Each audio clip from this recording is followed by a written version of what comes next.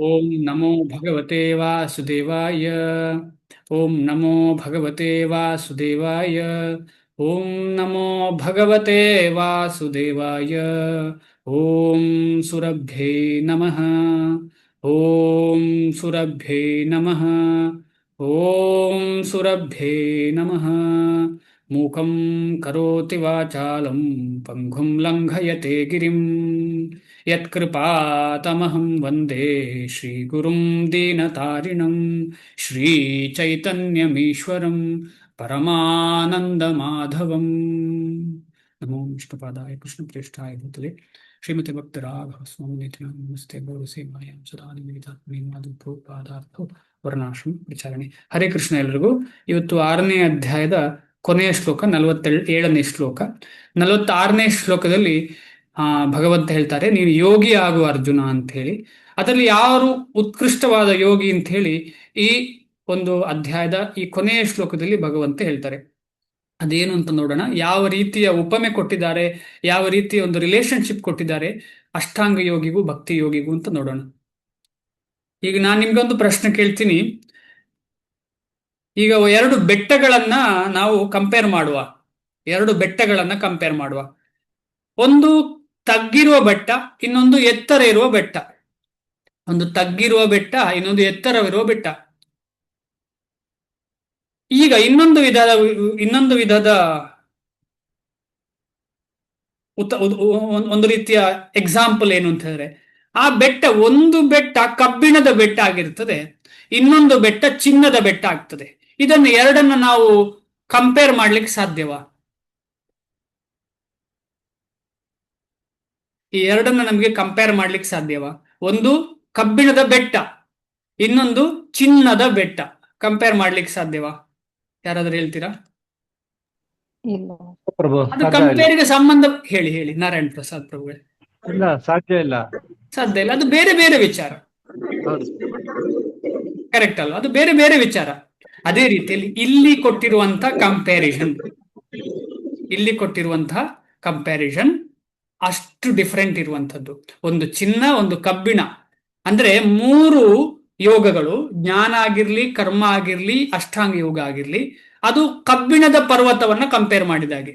ಒಂದು ಯಾವುದು ಕರ್ಮಯೋಗ ಸ್ವಲ್ಪ ತಗ್ಗಾಗಿರುವ ಪರ್ವತ, ಜ್ಞಾನ ಯೋಗ ಅದಕ್ಕಿಂತ ಸ್ವಲ್ಪ ದೊಡ್ಡದು, ಆಮೇಲೆ ಅಷ್ಟಾಂಗ ಯೋಗ ಅದಕ್ಕಿಂತ ದೊಡ್ಡದು ಅಂತ ಹೇಳಿ. ಅದು 3ರಲ್ಲಿ ಯಾವುದದು? ಕಬ್ಬಿಣದ ಪರ್ವತ. ಇದು ಶ್ರೀಲ ಪ್ರಭುಪಾದರು ಕೆಲವು ಕಡೆ ಹೇಳಿದ್ದಾರೆ. ಅದಲ್ಲದೆ ಆಚಾರ್ಯರು ಕೂಡ ಹೇಳಿದ್ದಾರೆ. ಬಲದೇವ್ ವಿದ್ಯಾಭೂಷಣರು ಹೇಳಿದ್ದಾರೆ ಇದನ್ನ. ಆದ ಕಾರಣ ನಾವು ಕಂಪೇರ್ ಮಾಡ್ಲಿಕ್ಕೆ ಸಾಧ್ಯ ಇಲ್ಲ. ಕಬ್ಬಿಣದ ಪರ್ವತಕ್ಕೂ ಚಿನ್ನದ ಪರ್ವತಕ್ಕೂ ಹೇಗೆ ಕಂಪೇರ್ ಮಾಡ್ಲಿಕ್ಕೆ ಸಾಧ್ಯ? ಆದ ಕಾರಣ ಭಕ್ತಿ ಅಂತ ಹೇಳುವಂಥದ್ದು ಚಿನ್ನದ ಪರ್ವತ. ಇನ್ನೊಂದು ಉದಾಹರಣೆ ಹೇಳುವ. ನಾವೆಲ್ಲರೂ ಈಗ ಫ್ಲೈಟ್ ಹತ್ತಿ ಅಮೆರಿಕಕ್ಕೆ ಹೋಗ್ಬೇಕು ಅಂತ ಇಟ್ಕೊಳ್ಳೋಣ. ಫ್ಲೈಟ್ ಹತ್ಲಿಕ್ಕೆ ನಾವು ನಮ್ಮ ಮನೆಯಿಂದ ಹೇಗೆ ಹೋಗ್ಬೇಕು? ಮನೆಗೆ ಬಂದು ಫ್ಲೈಟ್ ತಗೊಂಡು ಹೋಗುದಿಲ್ಲ ನಮ್ಮನ್ನು. ಹೇಗೆ ಹೋಗ್ಬೇಕು? ಏರ್ಪೋರ್ಟಿಗೆ ಹೋಗ್ಬೇಕು. ಏರ್ಪೋರ್ಟಿಗೆ ಹೇಗೆ ಹೋಗೋದು? ಬಸ್ ಅಥವಾ ಟ್ಯಾಕ್ಸಿ ಇಟ್ಕೊಂಡು ಹೋಗ್ತೀವಿ. ಅದೆಲ್ಲ ಎಲ್ಲಿ ಕರ್ಕೊಂಡು ಹೋಗ್ತದೆ ನಮ್ಮನ್ನ? ಎಲ್ಲಿ ಕರ್ಕೊಂಡು ಹೋಗ್ತದೆ? ಏರ್ಪೋರ್ಟಿಗೆ ಕರ್ಕೊಂಡು ಹೋಗ್ತದೆ. ಅದಕ್ಕಿಂತ ಮೇಲೆ ಎಲ್ಲಿ ಕರ್ಕೊಂಡು ಹೋಗ್ಲಿಕ್ಕೆ ಸಾಧ್ಯವಿಲ್ಲ. ಏರ್ಪೋರ್ಟಿಗೆ ಕರ್ಕೊಂಡು ಹೋಗ್ತದೆ. ಅಲ್ಲಿವರೆಗೆ ಹೋದ್ರೆ ಪರ್ಪಸ್ ಸಾಲ್ವ್ ಆಯ್ತಾ? ಇಲ್ಲ. ಎಲ್ಲಿಗೆ ಹತ್ತಬೇಕು? ಫ್ಲೈಟ್ ಹತ್ಬೇಕು. ಫ್ಲೈಟ್ ಮಾತ್ರ ನಮ್ಮನ್ನ ಆ ಡೆಸ್ಟಿನೇಷನ್ ಕರ್ಕೊಂಡು ಹೋಗ್ಲಿಕ್ಕೆ ಸಾಧ್ಯ. ಇಲ್ಲಾಂದ್ರೆ ನೀರಿನ ವಾಹನ ಇರ್ಬೋದು, ಇಟ್ಕೊಳ್ಳೋಣ. ಹಡಗು ಇರ್ಬೋದು. ಹಡಗು ಅಂದ್ರೆ ನೀರಿನಲ್ಲಿ ಅಥವಾ ಏರೋಪ್ಲೇನ್ ಅಲ್ಲಿ ಹೋದ್ರೆ ಮಾತ್ರ ಸಾಧ್ಯ, ಬೇರೆ ಎಲ್ಲೂ ಸಾಧ್ಯ ಇಲ್ಲ ಅಷ್ಟು ಬೇಗನೆ ಅಲ್ಲಿ ತಲುಪಲಿಕ್ಕೆ. ಈ ಉದಾಹರಣೆಯಲ್ಲಿ ಏನು ಅರ್ಥ ಆಗ್ತದೆ ಅಂತ ಹೇಳಿದ್ರೆ, ಭಕ್ತಿ ಮಾರ್ಗ ಅಂದ್ರೆ ಹೇಗೆ ಏರ್ ಅಲ್ಲಿಲ್ಲ, ಏರ್ಪೋರ್ಟ್ ಅಲ್ಲಿ ಅದು ಎಷ್ಟು ನಡೆದ್ರೂ ಸಾಧ್ಯ ಇಲ್ಲ ತಲುಪಲಿಕ್ಕೆ, ಎಷ್ಟು ಫಾಸ್ಟ್ ಗಾಡಿಯಲ್ಲಿ ಹೋದ್ರೂ ಸಾಧ್ಯ ಇಲ್ಲ ತಲುಪಲಿಕ್ಕೆ ಆ ಡೆಸ್ಟಿನೇಷನ್ ತಲುಪುದು ಯಾವಾಗ? ಫ್ಲೈಟ್ ಅಲ್ಲಿ ಹತ್ತುವಾಗ ಮಾತ್ರ, ಆ ಗಗನದಲ್ಲಿ ಹೋಗುವಂತಹ ವಾಹನದಲ್ಲಿ ಮಾತ್ರ ಹೋದ್ರೆ ಸಾಧ್ಯ. ಆದ ಕಾರಣ ಇಲ್ಲಿ ಕಂಪ್ಯಾರಿಸನ್ ಏನು ಅಂತ ಹೇಳಿದ್ರೆ, ನಾವು ಎಷ್ಟು ನಡೆದ್ರೂ ಸಹ ಸಾಧ್ಯ ಇಲ್ಲ. ಡೈರೆಕ್ಟ್ ಅದಕ್ಕೆ ಹತ್ತಿದ್ರೆ ಮಾತ್ರ ಸಾಧ್ಯ. ಇದು ನಡೆದಿದ್ದೇವೋ ಇಲ್ವೋ ನಗಣ್ಯ. ಅದು ಉದಾಹರಣೆಗೆ ಫ್ಲೈಟಿನ ಹತ್ತಿರವೇ ಮನೆ ಇದೆ ಅಂತ ಇಟ್ಕೊಂಡ್ರೆ ಅಲ್ಲಿಂದಲೇ ಹತ್ತಬಹುದು, ನೇರ ಹತ್ತಬಹುದು. ಹಾಗಾದೆಲ್ಲ ನಮಗೆ ಆ ಭಾಗ್ಯ ಏನು ಅಂತ ಹೇಳಿದ್ರೆ ನಮಗೆ ನೇರ ಫ್ಲೈಟ್ ಹತ್ತುವ ಅವಕಾಶ. ನಮ್ಗೆಲ್ರಿಗೂ ನೇರ ನಡೆಯುವ ಅವಕಾಶತೆ ಇಲ್ಲ, ಗಾಡಿಯಲ್ಲಿ ಹೋಗುವ ಅವಶ್ಯಕತೆ ಇಲ್ಲ, ಏನಿಲ್ಲ, ನೇರ ಫ್ಲೈಟ್ ಹತ್ತುವ ಅವಕಾಶ. ಆ ಫ್ಲೈಟ್ ಹತ್ತುದು ಅಂತ ಹೇಳಿದ್ರೆ ಭಕ್ತಿ ಯೋಗಕ್ಕೆ ಸಂಪೂರ್ಣ ಮನಸ್ಸೋತು ಅದನ್ನೇ ಅಭ್ಯಾಸ ಮಾಡುವಂಥದ್ದು ಅಷ್ಟೇ, ಬೇರೆ ಏನಿಲ್ಲ, ಬೇರೆ ಯಾವುದು ಬೇಡ ನಂಗೆ. ಕೃಷ್ಣ ಕೃಷ್ಣ ಭಕ್ತಿ ಬಿಟ್ರೆ ಬೇರೆ ಏನು ಬೇಡ. ಅದನ್ನು ಕೊಟ್ಟದ್ದು ಗುರು ಮತ್ತು ಗುರುವರ್ಗ, ಅವರ ಒಂದು ಶರಣು ಬಿಟ್ರೆ ಬೇರೆ ಯಾವುದೂ ಇಲ್ಲ ನನಗೆ, ವೈಷ್ಣವರ ಶರಣಾಗೋದು ಬಿಟ್ರೆ ಬೇರೆ ಏನೂ ಇಲ್ಲ ನನಗೆ ಅಂತ ಹೇಳಿ ಒಂದು ದೃಢ ನಿರ್ಧಾರ ತೆಕ್ಕೊಳ್ಳೋದುಂಟಲ್ಲ, ಅದು ಫ್ಲೈಟ್ ಹತ್ತಿದ ಹಾಗೆ, ಅಥವಾ ಅಟ್ಲೀಸ್ಟ್ ಫ್ಲೈಟ್ ಟಿಕೆಟ್ ತೆಗೆದ ಹಾಗೆ, ಅಟ್ಲೀಸ್ಟ್. ಅದ ಕಾರಣ ಈ ಶ್ಲೋಕವನ್ನು ಆ ಒಂದು ಮನಸ್ಥಿತಿಯಿಂದ ಅರ್ಥ ಮಾಡ್ಲಿಕ್ಕೆ ಪ್ರಯತ್ನ ಪಟ್ರೆ ಇನ್ನೂ ಚೆನ್ನಾಗಿ ನಮ್ಮ ಹೃದಯಕ್ಕೆ ಅಂಟಿ. ಆ ಅಂಟ್ ತುಂಬಾ ಇಂಪಾರ್ಟೆಂಟು. ಎಷ್ಟು ಅಂಟ ಆಗಿರ್ಬೇಕು ಅಂತ ಹೇಳಿದ್ರೆ ಅದು ತೆಗಿಲಿಕ್ಕೆ ಆಗಬಾರ್ದು. ಫೆವಿಕ್ವಿಕ್ಸ್ಗಿಂತ ಜಾಸ್ತಿ ಅಂಟಿರ್ಬೇಕು ಅದಕ್ಕೆ. ಆದ ಕಾರಣ ಅಂತಹ ಸ್ಟ್ರಾಂಗ್ ಅಂಟು, ಕೃಷ್ಣ ಸೃಷ್ಟಿ ಮಾಡದ ಅಂತ ಅಂಟು ಅಂತ ಹೇಳಿದ್ರೆ ಅದೇ ಪ್ರೇಮ. ಕೃಷ್ಣನ ಕಡೆಗೆ ಇರುವಂತಹ ಪ್ರೇಮವೇ ಆ ಅಂಟು. ಅದು ಹೋಗ್ಲೇಬಾರದು, ಹೋಗ್ಲಿಕ್ಕೆ ಸಾಧ್ಯವೂ ಇಲ್ಲ. 47ನೇ ಶ್ಲೋಕ. ಯೋಗಿನಾಮಪಿ ಸರ್ವೇಷಾಂ ಮದ್ಗತೇನಾಂತರಾತ್ಮನ ಶ್ರದ್ಧಾವಾನ್ ಭಜತೆ ಯೋ ಮಾಂ ಸಮೇ ಯುಕ್ತತಮೋ ಮತಃ. ಇದನ್ನು ಓದುವಾಗಲೇ ಅರ್ಥ ಮಾಡ್ಲಿಕ್ಕೆ ಪ್ರಯತ್ನ ಪಡೋಣ.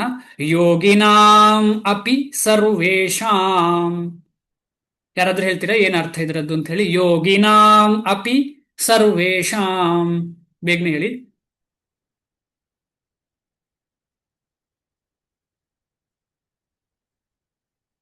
ಯೋಗಿನಾಮಪಿ ಸರ್ವೇಷಾಂ,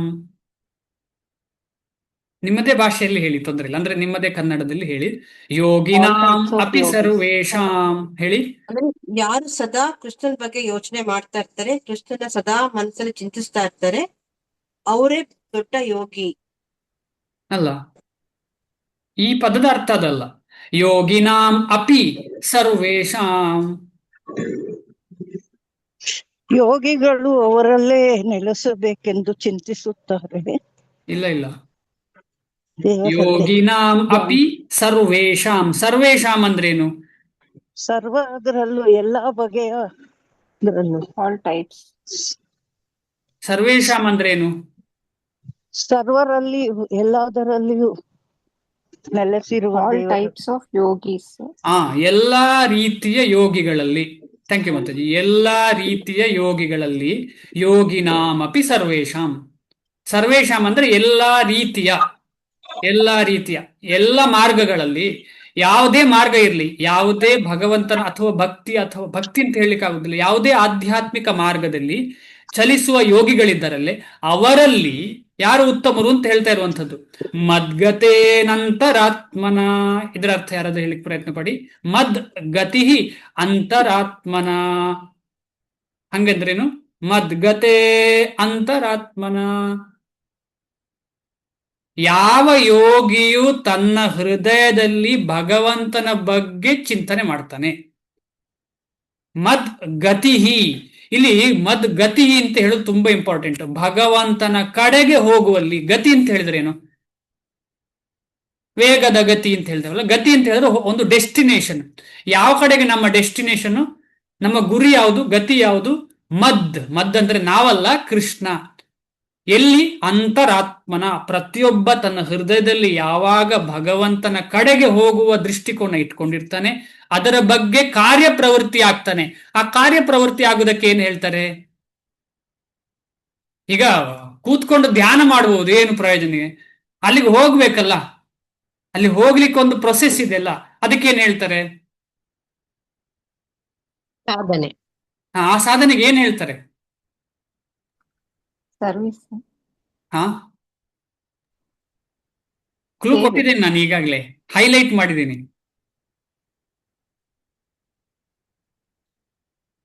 ಆ ಸಾಧನೆಗೆ ಏನು ಬೇರೆ ಯಾವ ಸಾಧನೆ ಅಲ್ಲಿ ಕರ್ಕೊಂಡು ಹೋಗುದಿಲ್ಲ, ಅದೇ ಫ್ಲೈಟು. ಭಕ್ತಿ ಅದು ಬಿಟ್ರೆ ಬೇರೆ ಯಾವುದು ಅಲ್ಲಿಗೆ ಕರ್ಕೊಂಡು ಹೋಗುದಿಲ್ಲ ನಮ್ಮನ್ನು.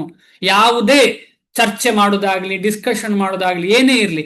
ಈಗ ಮನೆಯಲ್ಲಿ ಯಾರೋ ಬಂದಿದ್ದಾರೆ, ನಮ್ಮ ಮನೆಗೆ ನೆಂಟರು ಬಂದಿದ್ದಾರೆ ಅಂತ ಇಟ್ಕೊಳ್ಳೋಣ. ಅವ್ರು ಬರೋ, ಹೇ ಚೆನ್ನಾಗಿದ್ದೀರಾ, ಊಟ ಮಾಡೋಣ, ಊಟ ಮಾಡೋಣ ಮಾತಾಡದೇ ಇರೋದು, ಊಟವೇ ಮಾಡೋದಿಲ್ಲ. ಊಟಕ್ಕೆ ಪ್ರಿಪರೇಷನ್ಗೆ ಹೋಗ್ತಾ ಇಲ್ಲ, ಡಿಸ್ಕಷನ್, ಚರ್ಚೆ ಅದೇ ನಡೀತಾ ಇದೆ. ಚೆನ್ನಾಗಿದ್ದೀರಾ, ನಿಮ್ಮನೇಲಿ ನೆನ್ನೆ ಏನು ಊಟ ಮಾಡಿದ್ರಿ, ಚೆನ್ನಾಗಿತ್ತಾ, ಇದೆ. ಅಡಿಗೆನೇ ಮಾಡ್ತಾ ಇಲ್ಲ, ಊಟ ಸಿಗ್ತಾ ಅವರಿಗೆ, ಅವ್ರ ತೃಪ್ತಿ ಆಗ್ತದೆ ಅವರಿಗೆ, ಅವ್ರು ಬಂದವರು ಖುಷಿ ಪಡ್ತಾರ? ಇಲ್ಲ, ಅವ್ರಿಗೆ ಏನು ನೆಮ್ಮದೇ ಇರಲ್ಲ. ಅವರಿಗೆ ಟೆನ್ಷನ್ ಮಾಡಿ, ಅಯ್ಯೋ ಅಲ್ಲಿ ಹೋಗಿದ್ದೆ, ಸ್ವಲ್ಪ ಒಂದು ತುತ್ತು ಊಟನೂ ಸಿಕ್ಕಿಲ್ಲ, ನೆಕ್ಸ್ಟ್ ಹೋಗೋದೇ ಇಲ್ಲ ಅಲ್ಲಿಗೆ ಅಂತ. ಅದ ಕಾರಣ ಆ ಕಾರ್ಯ ಮಾಡ್ಲಿಲ್ಲ ಅಂತ ಹೇಳಿದ್ರೆ ಅಲ್ಲಿಗೆ ತಲುಪಲಿಕ್ಕೆ ಸಾಧ್ಯ ಇಲ್ಲ. ಆ ಕಾರ್ಯ ಅಂತ ಹೇಳಿದ್ರೆ ಅಡಿಗೆ ಮಾಡುದು, ಮಾತನಾಡುವುದಲ್ಲ. ಇಲ್ಲೆಲ್ಲ ಏನಾಗ್ತಾ ಇದೆ, ಬೇರೆ 3 ಯೋಗದಲ್ಲಿ ಚರ್ಚೆ ನಡೀತಾ ಇದೆ, ಏನೇನೋ ನಡೀತಾ ಇದೆ. ಆ ಒಂದು ಶುದ್ಧತೆ ಇಲ್ಲ, ನಿಷ್ಕಾಮತೆ, ಭಗವಂತನಿಗೆ ಮಾತ್ರ ಶರಣಾಗುದು ಅಂತ ಇಲ್ಲ. ಸಂಪೂರ್ಣವಾಗಿ ಅದ ಆಗುದು ಯಾವಾಗ ಅಂತ ಹೇಳಿದ್ರೆ ಇದೆ ಭಜನೆ. ಅದ ಕಾರಣ ಆ ಗತಿ ಭಗವಂತನ ಕಡೆಗೆ ಹೋಗ್ಲಿಕ್ಕೆ ಬರೀ ಆತ್ಮದಲ್ಲಿ ನಾವು ಭಗವಂತನ ಬಗ್ಗೆ ಚಿಂತನೆ ಮಾಡಿದ್ರೆ ಮಾತ್ರ ಸಾಧ್ಯ. ಅದಕ್ಕೆ ಬೇಕಾದ ಚಟುವಟಿಕೆ ಮಾಡ್ತೇವಲ್ಲ, ಅದು ಭಜನೆ ಅಂತ ಹೇಳುದು. ಆ ಭಜನೆ ಯಾರು ಮಾಡ್ಲಿಕ್ಕೆ ಸಾಧ್ಯ? ಎಲ್ಲರಿಗೂ ಮಾಡ್ಲಿಕ್ಕೆ ಸಾಧ್ಯ ಇಲ್ಲ. ಯಾರಿಗೆ ಮಾಡ್ಲಿಕ್ಕೆ ಸಾಧ್ಯ? ಭಕ್ತರು. ಭಕ್ತರು. ಯಾರು ಭಕ್ತರು? ಕೃಷ್ಣನ ಭಕ್ತರು, ಗುರುಗಳ ಭಕ್ತರು. ಯಾರು ಅವರು? ಹೇಗೆ ಭಕ್ತಿ ಹೇಗೆ ಆಯ್ತು ಅವರಿಗೆ? ಸುಮ್ನೆ ಹಾಗೆ ಹೀಗೆ ಬರುವಾಗ ಹಾಗೆ ಹೋಗುವಾಗ ಭಕ್ತಿ ಆಯ್ತಾ? ಯಾಕೆ ಯಾರು ತಗೊಳ್ತಿಲ್ಲ? ಗುರುಮುಖೇನ ಸರ್, ಮತ್ತೆ ವೈಷ್ಣವರ ಸಂಘ. ಅದರ ಮುಖೇನ ಅವರಿಗೆ ಸಿಕ್ಕಿದ್ದು ಇದು ಯಾವುದು? ಶ್ರದ್ಧೆ. ಶ್ರದ್ಧೆ ಇದ್ರೆ ಮಾತ್ರ ಆ ಒಂದು ಮಾರ್ಗದಲ್ಲಿ ನಿಲ್ಲಿಕ್ ಸಾಧ್ಯ ಅಲ್ವಾ? ಶ್ರದ್ಧೆ ಇಲ್ಲದಿದ್ರೆ ನಿಲ್ಲಿಕ್ ಸಾಧ್ಯ ಇಲ್ಲ. ಯಾಕಂದ್ರೆ ನಮಗೇನು ಲಾಭ ಇಲ್ಲ ಇದರಲ್ಲಿ. ಈಗ ನಮ್ಗೆ ಇಮಿಡಿಯೇಟ್ ಏನ್ ಲಾಭ? ನಾವು ಕೃಷ್ಣನ ಪ್ರಾಪ್ತಿ ಆಯ್ತಾ? ಇಲ್ಲ. ಏನೋ ಮನಸ್ಸಿಗೆ ನೆಮ್ಮದಿ, ಅದು ಬೇರೆ ಏನೋ ಕೆಲಸ ಮಾಡಿದ್ರು ಸಿಗ್ಬೋದೇನೋ ಅಲ್ವಾ? ಈಗ ಕೆಲವರು ಧ್ಯಾನ ಮಾಡ್ತಾರೆ, ಯಾಕೆ ಮಾಡ್ತಾರೆ? ಮನಸ್ಸಿನ ನೆಮ್ಮದಿಗೆ. ಭಗವಂತನ ಪ್ರಾಪ್ತಿ ಹೇಗೆ ಸಿಗ್ತದೆ ಅಂತ ಹೇಳಿದ್ರೆ ಶ್ರದ್ಧೆ. ಶ್ರದ್ಧಾ ಅಂತ ಹೇಳಿದ್ರೆ ಏನು? ಶಾಸ್ತ್ರ ಅರ್ಥೇ ವಿಶ್ವಾಸ. ಶಾಸ್ತ್ರದ ಅರ್ಥ. ಅರ್ಥ ಅಂತ ಹೇಳಿದ್ರೇನು? ಅರ್ಥ ಅಂತ ಹೇಳಿದ್ರೇನು? ಮೀನಿಂಗ್ ಅಲ್ಲ, ಶಾಸ್ತ್ರದ ಮೀನಿಂಗ್ ಅಲ್ಲ. ಶಾಸ್ತ್ರದ ಮೀನಿಂಗ್ ಇಲ್ಲಿ ಏನು ಅಂತ ಹೇಳಿದ್ರೆ ಅರ್ಥ ಅಂದ್ರೆ ಪರಮಾರ್ಥ, ಅಂದ್ರೆ ಕೃಷ್ಣನ ಕಡೆಗೆ ಹೋಗುವ ಮಾರ್ಗ ತೋರಿಸುವಂತಹ ಶಾಸ್ತ್ರದ ವಿಷಯದಲ್ಲಿ ಶ್ರದ್ಧೆ. ಶಾಸ್ತ್ರಾರ್ಥೇ ವಿಶ್ವಾಸ, ಅದಕ್ಕೆ ಹೇಳುದು ಶ್ರದ್ಧೆ ಅಂತ ಹೇಳಿ. ಶಾಸ್ತ್ರದ ಅರ್ಥದಲ್ಲಿ ಸಂಪೂರ್ಣ ವಿಶ್ವಾಸ. ಅರ್ಥ ಏನು ಅಂತ ಹೇಳಿದ್ರೆ ಕೃಷ್ಣನ ಕಡೆಗೆ ಕರ್ಕೊಂಡು ಹೋಗುವ ವಿಷಯ ಮಾತ್ರದಲ್ಲಿ, ಬೇರೆ ಅಲ್ಲಿ ಇಲ್ಲಿ ಮಾರ್ಗ ಅಲ್ಲ. ಕವಲು ಹೊಡೆದಂತಹ ದಾರಿಯಲ್ಲಿ ಏನೂ ಇಲ್ಲ ಶ್ರದ್ಧೆ, ಒಂದೇ ಶ್ರದ್ಧೆ. ಅದಕ್ಕೆ ಹೇಳುದು ಶಾಸ್ತ್ರಾರ್ಥ ವಿಶ್ವಾಸ ಅಥವಾ ಶ್ರದ್ಧೆ ಅಂತ ಹೇಳ್ತಾರೆ. ಅಂತ ಶ್ರದ್ಧೆ ಇರುವವನಿಗೆ ಆ ಭಜನೆ ಒಲಿಯುತ್ತದೆ. ಆ ಭಜನೆ ಒಲ್ದ್ರೆ ಏನಾಗ್ತದೆ? ಭಗವಂತನ ಪ್ರಾಪ್ತಿ ಆಗ್ತದೆ, ಭಗವಂತನ ಸೇವೆ ನಡೀತದೆ.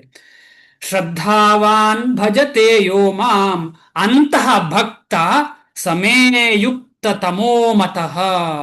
ಅಂತಹ ಭಕ್ತ ಉತ್ತಮನಾದವನು ಅಂತ ಹೇಳಿ ಭಗವಂತ ಹೇಳ್ತಾನೆ. ಅವನೇ ನನಗೆ ತುಂಬಾ ಖುಷಿ ಕೊಡುವವನು, ಅವನೇ ನನಗೆ ಯುಕ್ತನಾದವನು, ಅವನೇ ಅತ್ಯುನ್ನತನು ಅಂತ ಹೇಳ್ತಾನೆ ಭಗವಂತ. ಅದಕ್ಕೋಸ್ಕರ ಯುಕ್ತ ತಮ ಅಂತ ಹೇಳಿದ್ರೆ ಬರೀ ಯುಕ್ತ ಹೇಳ್ತಿಲ್ಲ, ತಮ ಅಂತ ಹೇಳಿದ್ರೆ ಇನ್ನೂ ಮೇಲ್ಪಟ್ಟವ. ಉತ್ತಮ ಅಂತ ಹೇಳಿದ್ರೆ ಏನು ಅರ್ಥ? ಉತ್ತಮ ಅಂತ ಹೇಳೋದ್ರ ಬಗ್ಗೆ ನಾವು ಚರ್ಚೆ ಮಾಡಿದ್ದೇವೆ. ಉತ್ತಮ ಅಂದ್ರೆ ಏನು? ಉತ್ತಮ ಅಂತ ಹೇಳಿದ್ರೆ ಹೈಯೆಸ್ಟ್ ಅಥವಾ ಸತ್ವ ಗುಣಕ್ಕೆ ತಲುಪಿದವ, ಕೆಳಗಿನ ಗುಣಗಳಿಂದ ಮೇಲೆ ಬಂದವ, ತಮೋ ಗುಣ ರಜೋ ಗುಣಗಳಿಂದ ಮೇಲೆ ಬಂದವ.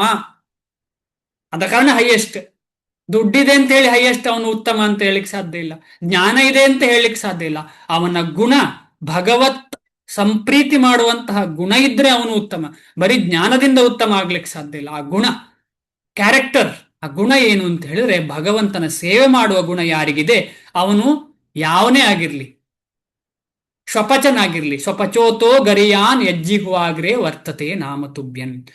ನಾವು ನೆನ್ನೆ ಅಥವಾ ಮೊನ್ನೆ ಕ್ಲಾಸಲ್ಲಿ ನೋಡಿದ್ದೇವೆ. ಏನೇ ಆಗಿರ್ಲಿ, ಅವನು ಯಾವುದೇ ಕುಲದಲ್ಲಿ ಹುಟ್ಟಿರ್ಲಿ, ಅವನು ಭಕ್ತನಾಗಿ ಪರಿವರ್ತನೆ ಆಗುವಂತಹ ಎಲ್ಲಾ ವಿಚಾರಗಳು ಆಗುವಾಗ ಅದರ ಅರ್ಥ ಏನು ಅಂತ ಹೇಳಿದ್ರೆ ಅವನು ಎಲ್ಲಾ ಗುಣಗಳಿಂದ ಮೇಲೆ ಬರಲಿಕ್ಕೆ ಪ್ರಯತ್ನ ಪಡ್ತಾ ಇರುವ ಕಾರಣ ಅವನು ಭಗವಂತನಿಗೆ ತುಂಬಾ ಇಷ್ಟ. ಅಂತಹ ಭಗವಂತನಿಗೆ ಇಷ್ಟ ಆಗುವ ರೀತಿಯಲ್ಲಿ ನಾವು ಜೀವನ ನಡೆಸಿ ಭಗವಂತನ ಭಜನೆ ಮಾಡಿದರೆ ಯಾಕಿಲ್ಲ? ನಿದ್ದೆಯಿಂದ ಏಳುವಾಗ ಅದೇ ಕೆಲಸ ಮಾಡಿದ ಹಾಗೆ ನಾವು ಇಡೀ ದಿನ ಭಕ್ತಿ ಮಾಡಿದರೆ ಸತ್ತ ಮೇಲೆ ಕೂಡ, ದೇಹತ್ಯಾಗ ಆದ ಮೇಲೆ ಕೂಡ ಭಕ್ತಿಯೇ ಸಿಗ್ತದೆ. ಇದರಲ್ಲಿ ಏನು ಸಂಶಯ ಇಲ್ಲ. ಇಷ್ಟು ತಿಳ್ಕೊಂಡು ಮುಂದೆ ಹೋಗೋಣ. ಯೋಗಿನಾಂ, ಯೋಗಿಗಳ, ಅಪಿ ಕೂಡ, ಸರ್ವೇಶಾಂ ಎಲ್ಲ ಬಗೆಯ, ಮತ್ ಗತೇನ ನನ್ನಲ್ಲಿ ನೆಲೆಸಿ ನನ್ನನ್ನೇ ಸದಾ ಚಿಂತಿಸುತ್ತಾ, ಅಂತಹ ಆತ್ಮನ ತನ್ನೊಳಗೆ ಶ್ರದ್ಧಾವಾನ್ ಪೂರ್ಣ ಶ್ರದ್ಧೆಯಲ್ಲಿ ಇರುವ ಭಜತೆ ದಿವ್ಯವಾದ ಪ್ರೇಮಯುತವಾದ ಸೇವೆಯನ್ನು ಸಲ್ಲಿಸುವವನು. ತುಂಬಾ ಇಂಪಾರ್ಟೆಂಟ್ ಭಜತೆ ಅಂತ ಹೇಳುವಂಥದ್ದು. ಬರೀ ಒಂದು ಕೆಲಸ ಅಲ್ಲ, ಅದು ಪ್ರೇಮಯುತವಾದ ಸೇವೆ. ಅದಕ್ಕೆ ಏನ್ ಹೇಳ್ತಾರೆ, ಆನುಕೂಲ್ಯಸ್ಯ ಸಂಕಲ್ಪ, ಭಗವಂತನ ಪ್ರೀತಿಗೆ ಅನುಕೂಲವಾದಂತಹ ಕಾರ್ಯ ಪ್ರವೃತ್ತಿ. ಶ್ರದ್ಧಾವಾನ್ ಪೂರ್ಣ ಶ್ರದ್ಧೆಯಲ್ಲಿ ಇರುವ ಭಜತೆ ದಿವ್ಯವಾದ ಪ್ರೇಮಯುತ ಸೇವೆಯನ್ನು ಸಲ್ಲಿಸುವನು. ಯಹ ಯಾರು, ಮಾಂ ನನ್ನನ್ನು ಅಂದ್ರೆ ಕೃಷ್ಣನನ್ನು, ಪರಮಪ್ರಭು ಸಹ ಅವನು, ಮೇ ನನ್ನಿಂದ ಯುಕ್ತತಮಃ ಅತ್ಯುನ್ನತ ಯೋಗಿ ಎಂದು ಮತಃ ಪರಿಗಣಿಸಲ್ಪಡುತ್ತಾನೆ. ಶಿಲಪ್ರಭುಪಾದ್ರಿಗೆ ಜಯವಾಗಲಿ. ಅನುವಾದ: ಯಾರು ಸದಾ ನನ್ನಲ್ಲಿಯೇ ಇರುವವನೋ, ತನ್ನಲ್ಲಿರುವ ನನ್ನನ್ನು ಕುರಿತು ಚಿಂತಿಸುವವನು. ಇದೇನರ್ಥ? ತನ್ನಲ್ಲಿರುವ ನನ್ನನ್ನು ಕುರಿತು ಚಿಂತಿಸುವ ಅಂದ್ರೆ ಏನರ್ಥ? ಪರಮಾತ್ಮನನ್ನು ಕುರಿತು ಚಿಂತಿಸಿ. ಭಕ್ತರಿಗೆ ಹೃದಯದಲ್ಲಿರುವುದು ಕೃಷ್ಣ, ಯೋಗಿಗೆ ಹೃದಯದಲ್ಲಿರುವುದು ಪರಮಾತ್ಮ. ಅದ ಕಾರಣ ತನ್ನಲ್ಲಿರುವ ನನ್ನನ್ನು ಅಂತ ಹೇಳಿದ್ರೆ ಭಕ್ತರಿಗೆ ಹೃದಯದಲ್ಲಿರುವುದು ಕೃಷ್ಣ. ಗೋಲೋಕ ವೃಂದಾವನದಲ್ಲಿರುವ ಅದೇ ಕೃಷ್ಣ ನಮ್ಮ ಹೃದಯದಲ್ಲಿ.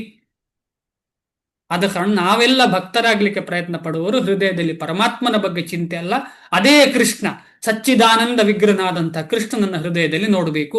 ನನ್ನನ್ನು ಭಜಿಸುವವನೋ ಅವನೇ ಎಲ್ಲ ಯೋಗಿಗಳಲ್ಲಿ ಯೋಗದಲ್ಲಿ ನನ್ನೊಡನೆ ಅತ್ಯಂತ ಆತ್ಮೀಯವಾಗಿ ಒಂದಾಗಿರುವವನು ಮತ್ತು ಅವನೇ ಎಲ್ಲರಿಗಿಂತ ಶ್ರೇಷ್ಠನಾದವನು. ಇದು ನನ್ನ ಅಭಿಪ್ರಾಯ.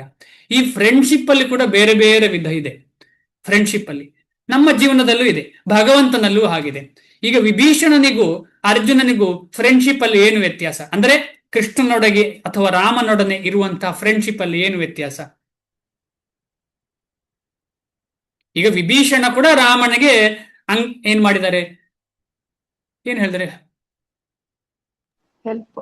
ಅದಕ್ಕೇನು ಹೇಳಿ, ಹೆಲ್ಪ್ ಅಲ್ಲ, ಹೀಗೆ ಮಾಡೋದು, ಹಗ್ ಮಾಡೋದಕ್ಕೇನು ಹೇಳೋದು ಕನ್ನಡದಲ್ಲಿ? ಆಲಿಂಗನ. ಆಲಿಂಗನ ಮಾಡಿದ್ದಾರೆ. ಯಾರು?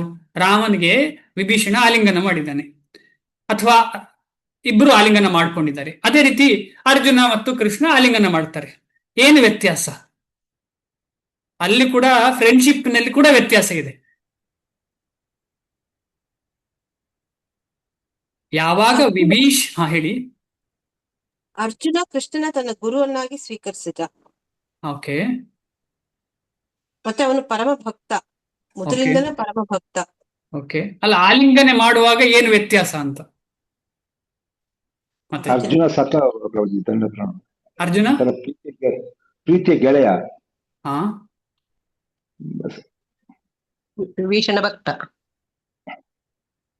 ಅಲ್ಲ, ವಿಭೀಷಣ ಕೂಡ ಗೆಳೆಯ ಆಗಿದ್ದಾನೆ. ಕೊನೆಗೆ ಫ್ರೆಂಡ್ಶಿಪ್ ಇದೆ, ಆದ ಕಾರಣ ಆಲಿಂಗನ ಮಾಡಿದ್ದಾರೆ.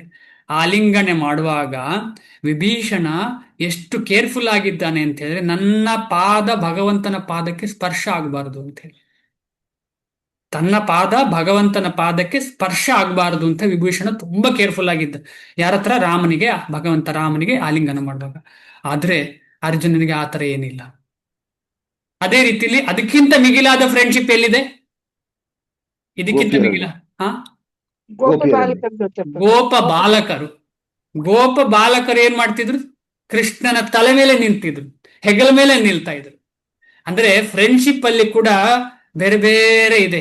ಎಷ್ಟು ನಾವು ಭಗವಂತನಿಗೆ ಹತ್ತಿರ ಹೋಗ್ತೇವೆ ಅಷ್ಟೇ ಭಗವಂತ ನಮಗೆ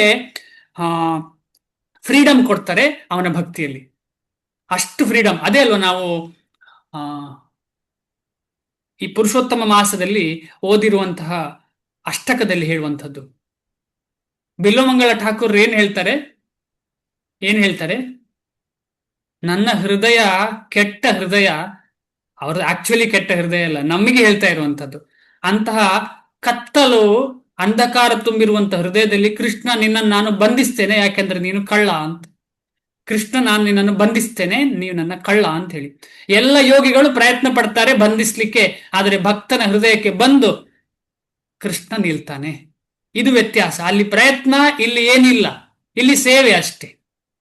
ಅಲ್ಲಿಯ ಪ್ರಯತ್ನದಿಂದ ಬರುವುದಿಲ್ಲ, ಇಲ್ಲಿ ಪ್ರಯತ್ನವೇ ಬೇಡ, ಸೇವೆ ಮಾಡಿದರೆ ಕೃಷ್ಣನೇ ಬಂದು ಕೂತ್ಕೊಳ್ತಾನೆ ಹೃದಯದಲ್ಲಿ. ಅದು ಬೈದು ಕಂದು ಕೂತ್ಕೊಳಿಸ್ತಿದ್ದಾರೆ. ಯಾರು? ಬಿಲ್ವನ ಮಂಗಳ ಠಾಕೂರ್ರು ನೋಡ್ಲಿಕ್ಕೆ ಬೈತಾ ಇದ್ದಾರೆ, ಬೈದು ಕರ್ಕೊಂಡು ಬರ್ತಿದ್ದಾರೆ, ಕಳ್ಳ ಅಂತ ಹೇಳ್ತಿದ್ದಾರೆ.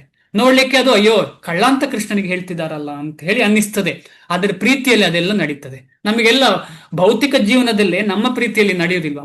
ಮಕ್ಕಳಿಗೆ ಅಯ್ಯೋ ನೀ ಕಳ್ಳ ಅಂತ ಹೇಳ್ತೇವೆ ನಾವು, ಅಥವಾ ಪ್ರೀತಿ ಇರುವವರಿಗೆ ಏನೋ ಚಾಸ್ಟೈಸ್ ಮಾಡ್ತೇವೆ ನಾವು, ಅದನ್ನ ಅವರು ಪಾಸಿಟಿವ್ ಆಗಿ ತಗೊಳ್ತಾರೆ. ಅದೇ ರೀತಿಯಲ್ಲಿ ಕೃಷ್ಣ ಭಗವಂತ ಅವ್ರಿಗೆ ಗೊತ್ತುಂಟು ಎಲ್ಲ ಹೃದಯ, ಅವ್ರಿಗೆ ಗೊತ್ತುಂಟು ಬೆಲ್ಲೋಡ್ ಮಂಗಳ ಠಾಕೂರ್ ಎಷ್ಟು ಹೃದಯ ಶುದ್ಧ ಇರುವಂತಹ ಹೃದಯ ಅಂತ. ತನ್ನ ಪ್ರೀತಿಗೋಸ್ಕರ ತನ್ನ ಕಣ್ಣನ್ನೇ ಕಿತ್ತುಕೊಳ್ಳುವಂತಹ ಸಾಹಸ ಮಾಡಿದಂತಹ ವ್ಯಕ್ತಿ. ನಮಗೆ ಯಾರಾದ್ರೂ ಹೇಳಿದ್ರೆ ನಿಮ್ಮ ಕಣ್ಣನ್ನು ಕಿತ್ಕೊಳ್ಳಿ, ಕಾಮನೆಗಳನ್ನು ನೋಡಬಾರದು ನಿಮ್ಮ ಅಂತ ಹೇಳಿದ್ರೆ, ಅಥವಾ ನಾಳೆಗೆ ತುಂಡು ಮಾಡಿ ಅಂದ್ರೆ ನಾವೆಲ್ಲ ರೆಡಿ ಇದ್ದೇವಾ? ಏನು ರೆಡಿ ಇಲ್ಲ, ಕಿಂಚಿತ್ತೂ ರೆಡಿ ಇಲ್ಲ. ಅದು ಆಕ್ಸಿಡೆಂಟ್ ಆಗಿ ಆಗ್ಬೇಕು ವಿನಃ ಸ್ವಪ್ರಯತ್ನವಾಗಿ ಮಾಡ್ಲಿಕ್ಕೆ ನಾವು ರೆಡಿ ಇಲ್ಲ. ಆದರೆ ಬೆಲ್ಲೋಮಂಗಲ ಠಾಕೂರ್ರವರು ತನ್ನ ಕಣ್ಣನ್ನ ಕಿತ್ಕೊಂಡು ಭಗವಂತನ ಸೇವೆಯಲ್ಲಿ ಸಂಪೂರ್ಣ ನಿಯೋಜಿಸಿದಂತಹ ವ್ಯಕ್ತಿ. ಆದ ಕಾರಣ ಕೃಷ್ಣನಿಗೆ ಗೊತ್ತುಂಟು. ಆದ ಕಾರಣ ಕೃಷ್ಣನಿಗೆ ಹೇಳಿದಂತ ಈ ಒಂದು ಶ್ಲೋಕ ಎಷ್ಟು ಜನ ಓದಲ್ಲ, ಎಷ್ಟು ಭಕ್ತರು ಇದನ್ನು ಮಾಡಲ್ಲ. ಆದ ಕಾರಣ ಭಕ್ತ ಖಂಡಿತವಾಗಿ ಮಿಗಿಲು. ಮುಂದೆ ಹೋಗ್ತಾ ಇದ್ದೇನೆ. ಭಾವಾರ್ಥ. ಇಲ್ಲಿ ಭಜತೆ ಎನ್ನುವ ಶಬ್ದವು ಮಹತ್ವಪೂರ್ಣವಾದದ್ದು.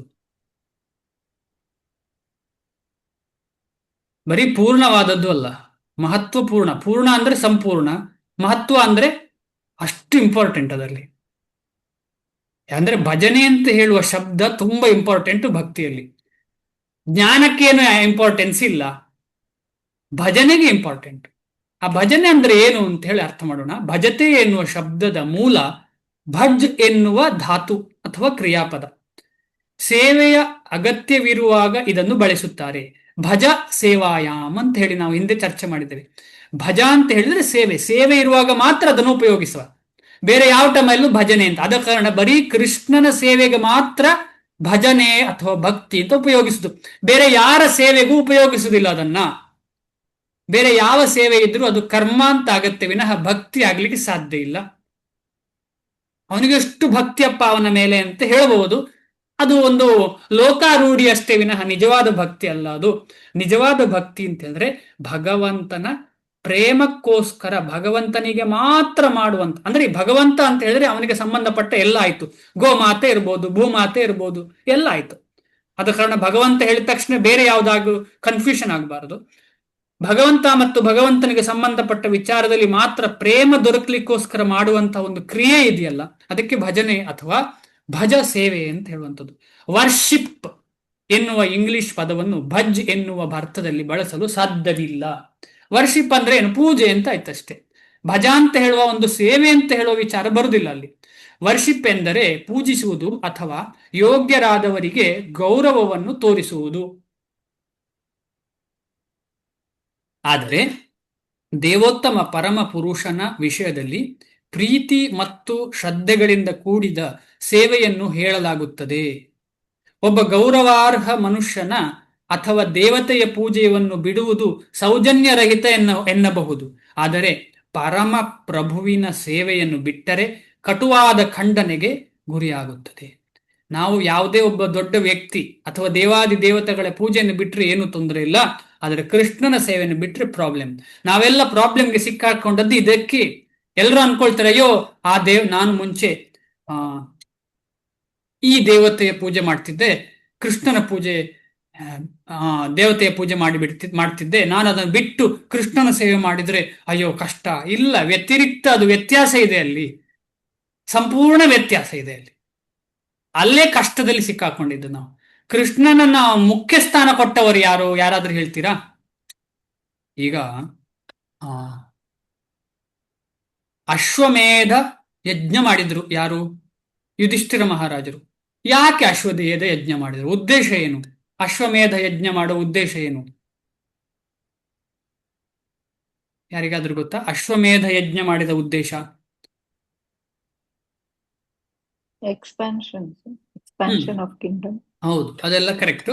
ಆದ್ರೆ ಸ್ಪೆಸಿಫಿಕಲಿ ಯುಧಿಷ್ಠಿರ ಮಹಾರಾಜರು ಮಾಡಿದ ಅಶ್ವಮೇಧ ಯಜ್ಞದ ಉದ್ದೇಶ ಏನು?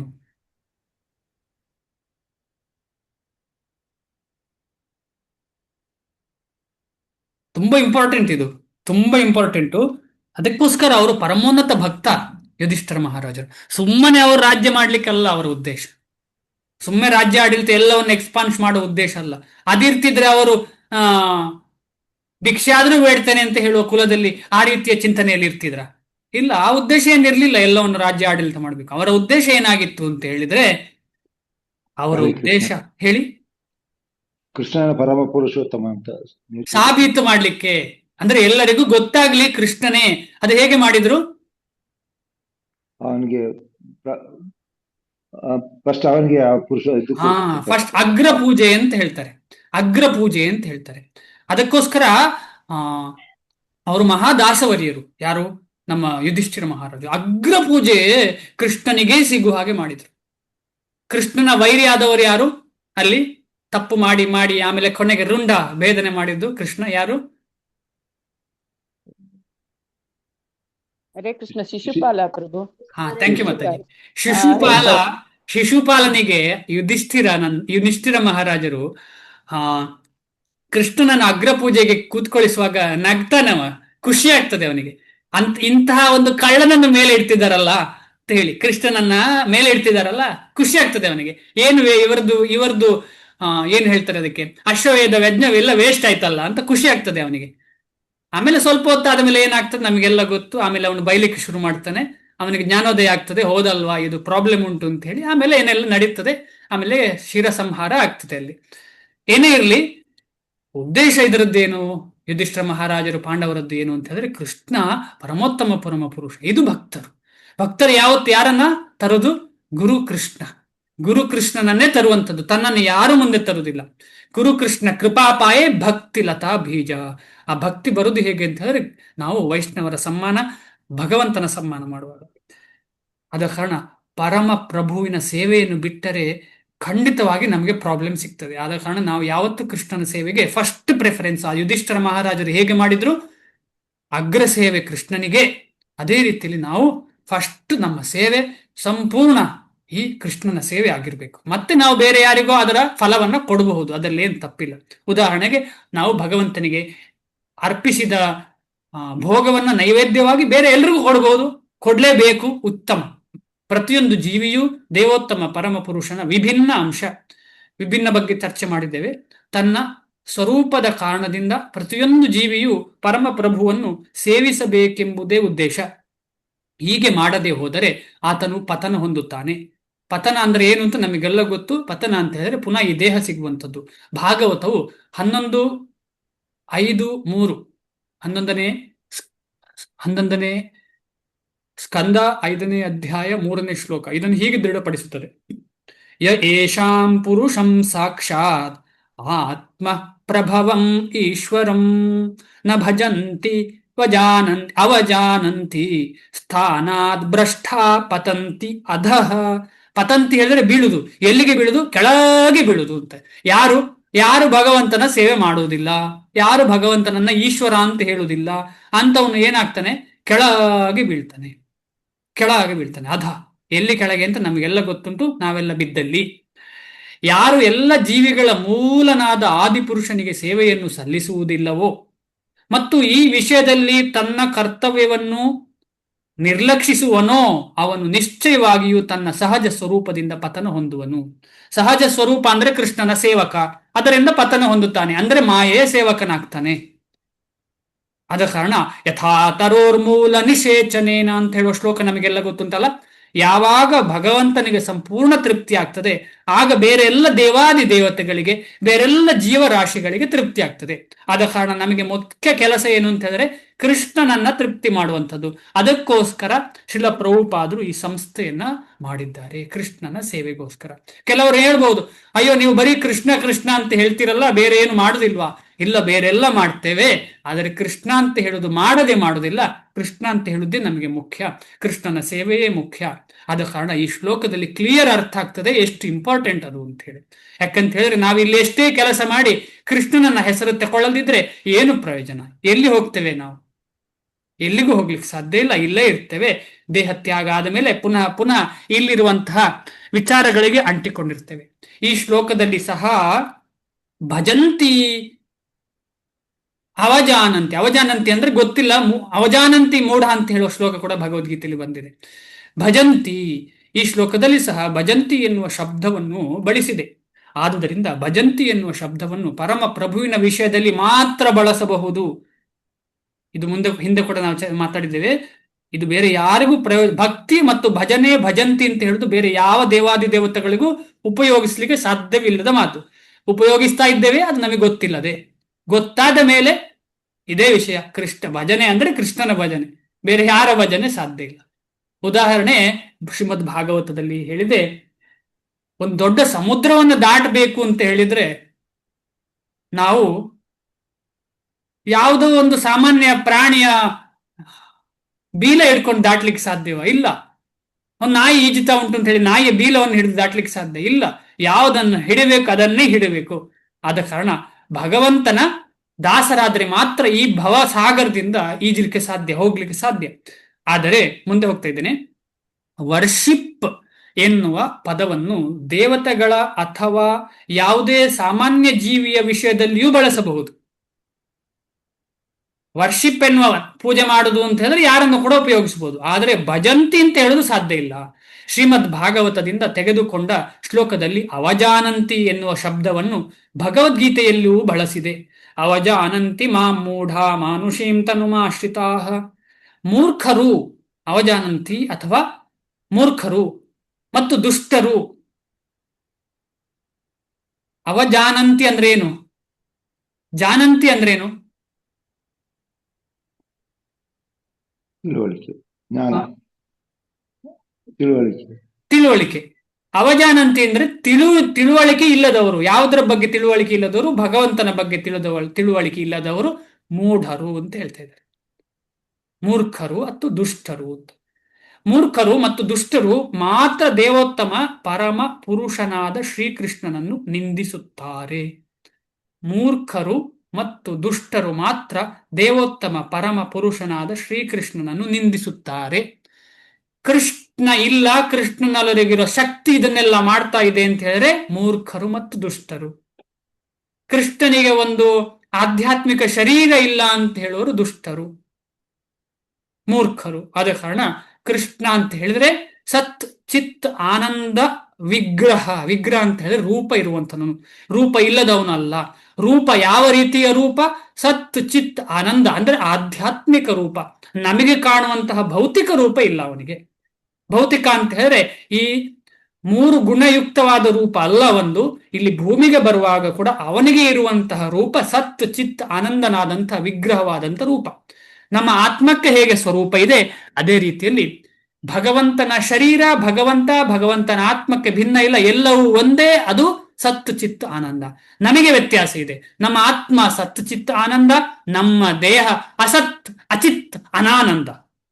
ನಮ್ಮ ದೇಹಕ್ಕೆ ಚೈತನ್ಯ ಇಲ್ಲ, ಯಾವುದು ಏನು ಇಲ್ಲ. ಆನಂದ ಎಲ್ಲಿದೆ ದೇಹಕ್ಕೆ? ಆತ್ಮ ಇರೋ ತನಕ ಈ ದೇಹಕ್ಕೆ ಆನಂದ ಅಥವಾ ದುಃಖ. ಇಂತಹ ಮೂರ್ಖರು ಭಗವಂತನ ವಿಷಯದಲ್ಲಿ ಸೇವಾ ಮನೋಭಾವ ಇಲ್ಲದೆ ಭಗವದ್ಗೀತೆಯನ್ನು ಕುರಿತು ವ್ಯಾಖ್ಯಾನ ಬರೆಯಲು ಹೊರಡುತ್ತಾರೆ. ಕೃಷ್ಣನಂತ ಹೆಸರು ಹೇಳಿ ಏನೇನೋ ಮಾಡ್ತಿದ್ದಾರೆ. ಭಗವಂತನ ಕೃಷ್ಣನನ್ನು ನಂಬುತ್ತಾ ಇಲ್ಲ. ಅವನು ಬರೆದಂತಹ, ಅವರು ಹೇಳಿದಂತಹ, ಅವರ ಮುಖಪದ್ಮದಿಂದ ಬಂದಂತಹ ವಿಚಾರವನ್ನು ಮಾತ್ರ ಬೇಕಾದ ಹಾಗೆ ತಿರುಗಿಸ್ತಾರೆ. ಎಲ್ಲಿಗೆ ಬೇಕೋ ಅಲ್ಲಿಗೆ ತಿರುಗಿಸಿ ಕೃಷ್ಣನಿಗೆ ಆಪೋಸಿಟ್ ಹೋಗುವಂತಹ ದೃಷ್ಟಿಕೋನ. ಎಲ್ಲಿ ಹೋಗ್ತಾರೆ ಅವರು ಮೂಢರು ಅಂತ ಹೇಳ್ತಾ ಇದ್ದಾರೆ ಭಗವಂತ. ಇದರ ಪರಿಣಾಮವಾಗಿ ಅವರಿಗೆ ಭಜಂತಿ ಎನ್ನುವ ಶಬ್ದಕ್ಕೂ ವರ್ಷಿಪ್ ಎನ್ನುವ ಶಬ್ದಕ್ಕೂ ಇರುವ ವ್ಯತ್ಯಾಸವು ಸರಿಯಾಗಿ ಅರ್ಥವಾಗುವುದಿಲ್ಲ. ಈ ಎಲ್ಲ ಬಗೆಯ ಯೋಗಾಭ್ಯಾಸಗಳ ಶಿಖರ ಭಕ್ತಿಯೋಗ. ಬೇರೆಲ್ಲ ಯೋಗಗಳು ಭಕ್ತಿಯೋಗದಲ್ಲಿ ಭಕ್ತಿಯನ್ನು ತಲುಪುವ ಸಾಧನೆಗಳು ಮಾತ್ರ. ವಾಸ್ತವವಾಗಿ ಯೋಗ ಎಂದರೆ ಭಕ್ತಿಯೋಗ ಎಂದರ್ಥ. ಉಳಿದೆಲ್ಲ ಯೋಗಗಳು ಭಕ್ತಿಯೋಗದ ಗುರಿಯನ್ನು ಮುಟ್ಟುವ ಮಾರ್ಗಗಳು ಮಾತ್ರ. ಇದು ನಾವು ಆ ಏರ್ಪೋರ್ಟ್ ಫ್ಲೈಟಿನ ಡಿಸ್ಕಷನ್ ಅಲ್ಲಿ ಅರ್ಥ ಆಯ್ತು ನಮಗೆ. ಎಷ್ಟಾದ್ರೂ ಅಲ್ಲಿ ತನಕ ಹೋಗ್ಲಿಕ್ಕೆ ಮಾತ್ರ ಹೆಲ್ಪ್ ಆಗ್ತದೆ. ಆದ್ರೆ ಭಕ್ತಿ ಅಲ್ಲ ಅದು. ಯಾವುದು? ಬೇರೆ ಎಲ್ಲ ಯೋಗವು ಭಕ್ತಿ ಅಲ್ಲ. ಆ ಗಾಳಿಯಲ್ಲಿ ಹೋಗುವ ವಾಹನ ಅಲ್ಲ ಯಾವುದು ಕೂಡ. ನೆಲದಲ್ಲಿ ಹೋಗುವಂತ ವಾಹನ ಎಷ್ಟೇ ಆದ್ರೂ ಕೂಡ ನೆಲದಲ್ಲಿ ಹೋಗುವಂತ ವಾಹನ. ಆದ ಕಾರಣ ಭಕ್ತಿ ಅಂತ ಹೇಳಿದ್ರೆ ಆ ಗಾಳಿಯಲ್ಲಿ ಹೋಗುವಂತ ವಾಹನ. ಅದಕ್ಕೂ ಇದಕ್ಕೂ ಸಂಬಂಧವೇ ಇಲ್ಲ. ಆದ ಕಾರಣ ಕಂಪ್ಯಾರಿಸನ್ ಮಾಡ್ಲಿಕ್ಕೆ ಇಲ್ಲ. ಅದರಲ್ಲಿ ಹೆಲ್ಪ್ ಮಾಡ್ತಾ ಉಂಟು ಇದು ಅಷ್ಟೇ ವಿನಃ ಅದಕ್ಕೂ ಇದಕ್ಕೂ ಸಂಬಂಧ ಇಲ್ಲ. ಕರ್ಮಯೋಗದ ಪ್ರಾರಂಭದಿಂದ ಭಕ್ತಿಯೋಗದ ಅಂತ್ಯದವರೆಗೆ ಆತ್ಮ ಸಾಕ್ಷಾತ್ಕಾರಕ್ಕೆ ಇರುವ ಮಾರ್ಗ ದೀರ್ಘವಾದದ್ದು. ಫಲ ಅಪೇಕ್ಷೆ ಇಲ್ಲದೆ ಕರ್ಮವು ಅಥವಾ ಕರ್ಮಯೋಗವು ಈ ಮಾರ್ಗದ ಪ್ರಾರಂಭ. ನಿಷ್ಕಾಮ ಕರ್ಮ ಮಾರ್ಗದ ಪ್ರಾರಂಭ. ನಿಷ್ಕಾಮ ಕರ್ಮದ ಉದ್ದೇಶ ಏನು ಅಂತ ನಮಗೆಲ್ಲ ಗೊತ್ತು. ಏನದು? ನಿಷ್ಕಾಮ ಕರ್ಮ ಡಿಸ್ಕಷನ್ ಮಾಡಿದ್ದೇವೆ ನಾವು ಲಾಸ್ಟ್ ಕ್ಲಾಸ್. ಕರ್ಮದ ನಿಷ್ಕಾಮ ಫಲ ಕರ್ಮ ಇಲ್ಲ. ಆ? ಕರ್ಮದ ಫಲ ಬಯಸದೆ ಮಾಡೋದು. ಅಲ್ಲ, ಅದರ ಉದ್ದೇಶ ಏನು? ಆ? ಉದ್ದೇಶ ಏನು ಕರ್ಮಯೋಗದ್ದು? ಅದರಲ್ಲೂ ಸ್ಪೆಸಿಫಿಕಲಿ ನಿಷ್ಕಾಮ ಕರ್ಮಯೋಗದ್ದು. ಆದ್ರೆ Yes.